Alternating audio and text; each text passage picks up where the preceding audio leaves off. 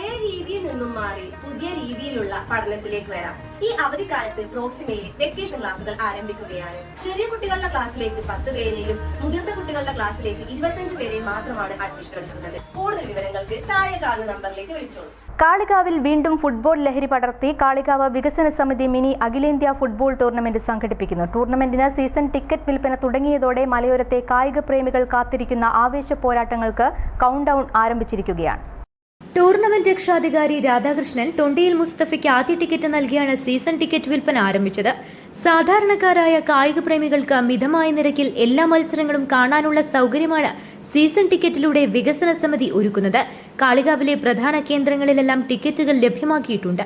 ടൂർണമെന്റിന്റെ സുഗമമായ നടത്തിപ്പിനുള്ള ക്രമീകരണങ്ങൾ ചെത്തുകടവ് മൈതാനത്ത് പൂർത്തിയായി.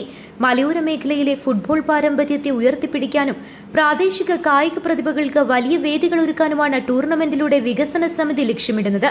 മികച്ച മൈതാന സൌകര്യങ്ങളും കാണികൾക്കായി വിപുലമായ ഗാലറിയും സജ്ജമാക്കിയിട്ടുണ്ട്. പ്രമുഖ ടീമുകൾ പങ്കെടുക്കുന്ന ടൂർണമെന്റിന്റെ ആദ്യ മത്സരം തിങ്കളാഴ്ച നടക്കും. മലയോരത്തെ ഫുട്ബോൾ ആരാധകർക്ക് വിരുന്നൊരുക്കുന്ന കായിക മാമാങ്കം കാളികാവിന്റെ സാമൂഹിക വികസന പ്രവർത്തനങ്ങൾക്ക് വലിയ രീതിയിൽ കരുത്തേകുമെന്നാണ് പ്രതീക്ഷിക്കുന്നത്. ടിക്കറ്റ് വിൽപ്പനയിൽ വികസന സമിതി ചെയർമാൻ ബി ബാബുസലാം അധ്യക്ഷത വഹിച്ചു. Convener Kurukkan Faisal, K Usman, N Naushad, K Faisal, K Rajan തുടങ്ങിയ കായിക സാമൂഹിക പ്രവർത്തകർ പങ്കെടുത്തു. News bureau, Kalikavu.